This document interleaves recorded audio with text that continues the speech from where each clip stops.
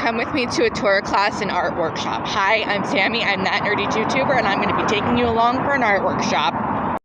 Over here we have some old scrolls. And I'm not sure, are these Megillos or something else? Yeah, Megillos. Megillos, okay. Here's the refreshments table. We've got coffee, tea, sparkling water, cookies, fruits and veggies, chips and dips, some peanut butter cups. This all looks really, really good. It's a really gorgeous floral centerpiece. There's one at the other end of the table too. We're going to be writing our own customized letter or verse in Torah-style Hebrew, and we're going to be writing them with quills, which I haven't done since I was like 10.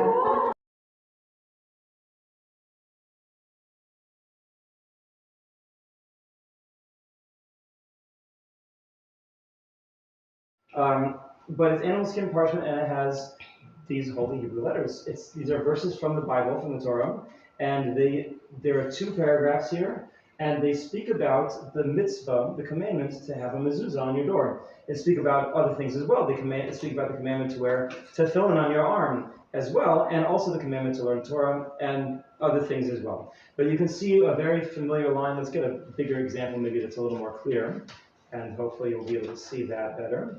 This is actually a mezuzah that used to be on my own house. And pop quiz for anybody, if you can figure out what might be wrong with it. But here's the top line here: Shema Yisrael, Hashem Elokeinu, Hashem Echad. Raise your hand if you've heard that one before. Yeah, this is the. And I'll show you a few things about it in just a minute. But I want to point out to you how important the letters are, and just how important every detail of the letters is. How important each detail is for this to be kosher.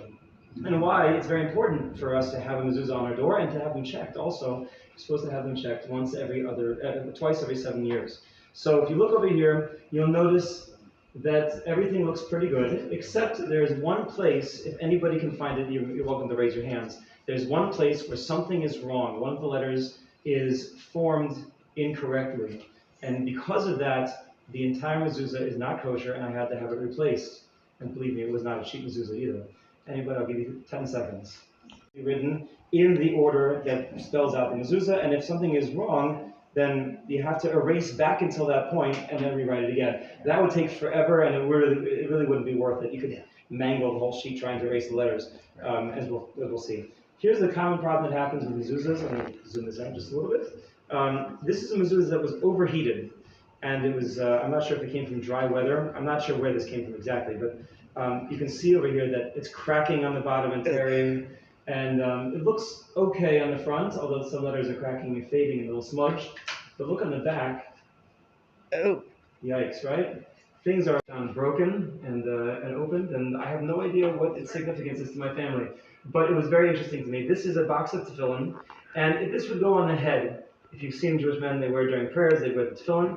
Inside are 4 compartments. And inside each of those compartments is a different paragraph written on the same parchment that I showed you with the mezuzah.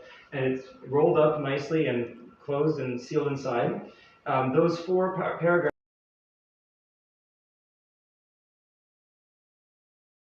there's a certain tradition. I don't know all the reasons why it specifically has to be animal, but that is the strong tradition.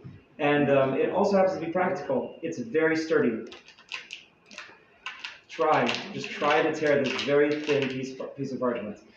This is part of the Megillah that there's plenty of mistakes. I wasn't worried about mistakes so much over here. But all these letters, you'll notice they're actually fairly small. I just want to compare the tip of this quill that I made to the top of the letter. And you can't really see so much. You can see that it's bigger, right? You can see that it's quite a bit bigger, maybe twice. Made traditionally, the Rambam describes it as a very interesting process. What it seems to be that Maimonides describes in his time is that they would use a big tray of olive oil with many, many wicks in it. And they would light them all like a candle on fire, and these wicks would be burning, and there's a little soot coming off of it. So what do? They take a giant metal plate, stick it on top of those wicks to collect all of the soot. They would scrape the soot off, and I forgot all the ingredients they would mix together with it, but it involved honey, and there's something called, I forgot what it's called now. Oh no. Oh my gosh, it'll come.